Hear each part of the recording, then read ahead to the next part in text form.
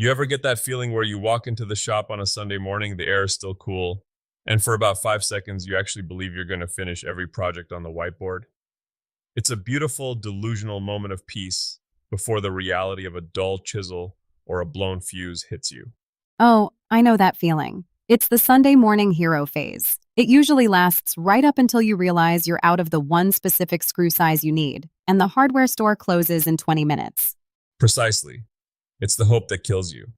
But hey, it's May 3rd, 2026, and the world of making things is moving so fast, I'm starting to feel like a handsaw in a laser cutting factory. We've got a lot to chew on today, from GPS for welding to why mid-sized contractors are feeling the squeeze. And we have to talk about that Etsy data. Apparently, if you're not using the right keywords, your beautiful reclaimed oak side table might as well be invisible. But first, let's talk about this high-tech welding stuff. You saw this InduSuite news? I did. Octopus steps. Now, look, I'm a guy who learned to weld by peering through a cracked lens and hoping for the best, but this is something else. It's basically a digital roadmap that validates your welds in real time. Validate? Like tells you if you're actually doing a good job or just making bird poop beads?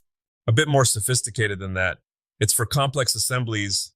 Imagine you've got a blueprint with 40 different weld points. Usually you're flipping pages, checking angles, scratching your head. This software acts like a spotter. It ensures the sequence is perfect.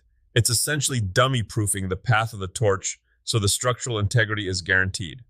I feel like you're personifying the tech because you're jealous you didn't have it 20 years ago. Listen, if I had a digital guide back when I was building those trailer chassis in 2008, I wouldn't have spent 3 days grinding out mistakes that looked like I'd let a caffeinated squirrel loose with a MIG gun. It's about scale too. Winnebago Manufacturing is adding 10 new welding cells. 10! That's not a maybe, that's a domestic manufacturing is screaming right now. It's not just the welding, though. TrumpF is coming out with this automated sorting system. It actually picks the parts out of the skeleton of the metal sheet. That's the dream.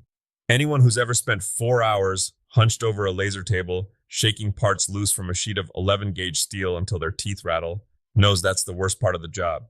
It's the purgatory of fabrication. You're not creating, you're just a glorified sorter. If a machine wants that job, it can have it with my blessing and a celebratory Gatorade. You'd probably just find something else to complain about, like the way the machine looks at you. Only if it's judgy.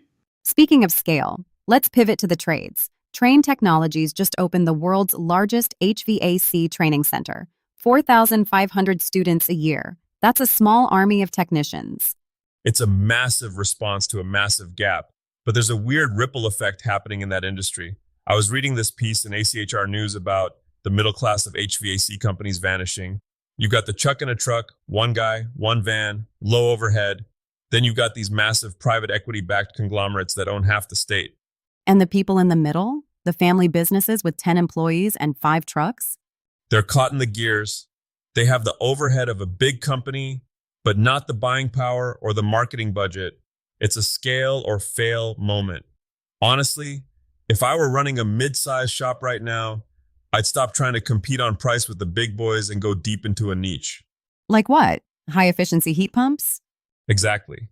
Or specialized residential retrofitting in older homes, somewhere where the big box contractors won't go because it's too fiddly. When a job requires a brain and a surgeon's touch rather than just a standardized checklist, that's where the smaller, skilled pro wins. You can't automate a sense of this house was built in 1920 and nothing is square. Let's move to the maker-mogul side of things. We have listeners who are trying to make that jump from guy with a hobby to business owner. We're seeing a big shift in what's actually moving on Etsy right now. Yeah, the E-Rank data for May is eye-opening. Personalized gifts are still the heavy hitters. They're the bread and butter. But sustainable home decor is the one making a vertical climb on the charts. So if I'm building birdhouses or cutting boards, I shouldn't just call them handmade wood cutting board. No, you're leaving money on the table. You need to be using terms like reclaimed, artisan-made, or eco-friendly. People aren't just buying an object anymore. They're buying a story about where the material came from.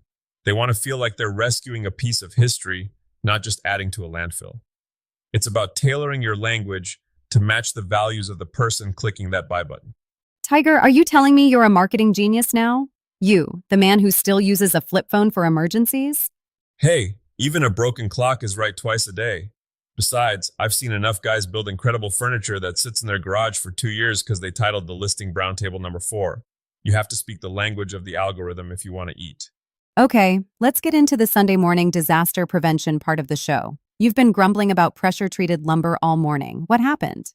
I saw a guy at the yard yesterday loading up a truck with PT lumber that was so wet, it was practically heavy enough to have its own gravitational pull. Here's the deal. Big box stores sell that stuff wet. If you take it home and screw it down immediately to build a deck or a bench, in 3 weeks, that wood is going to twist like a wet towel being wrung out. So what's the move? We just wait? You got to sticker it. You stack the boards with little half-inch spacers, stickers, between every layer. You let the air circulate around all four sides for a week, maybe two if it's really soggy.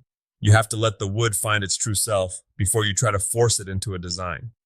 If you don't, your square project is going to look like a piece of abstract art by the end of the month.